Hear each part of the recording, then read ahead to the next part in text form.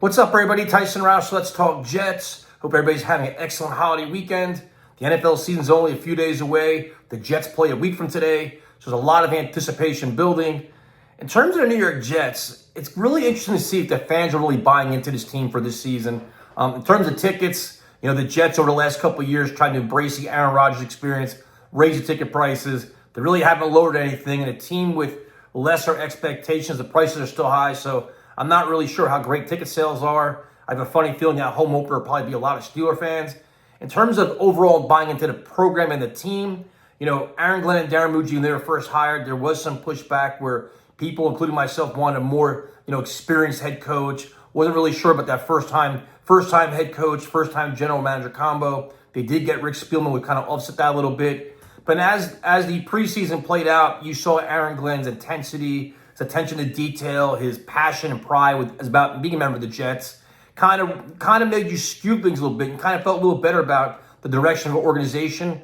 But then you look at the roster and moves that were made. I think the one thing the Jets have successfully done is they wiped out all the leaks and all the nonsense and all the drama. It's a very quiet organization where it's all about results, not about talking, which I definitely appreciate.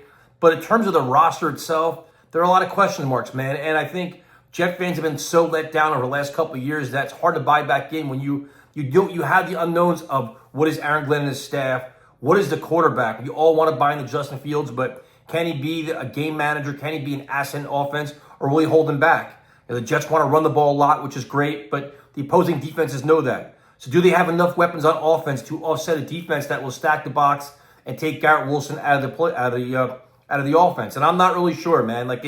You can make cases for a lot of things. Like if you're the optimistic Jet fan, you can say, you know what? Feature Breece Hall in the backfield. You can use Mason Taylor. You can do RPOs. You can do a lot of creative things, but you got to see it. So fans that are skeptical about that, I completely get it. On defense, maybe you have some questions about your depth at edge, which is fair. I mean, Jermaine Johnson's coming back from a major injury. You have Will McDonald after them. A lot of unknowns. The safety position, not really sure about that as well. And then you have, can they stop the run consistently?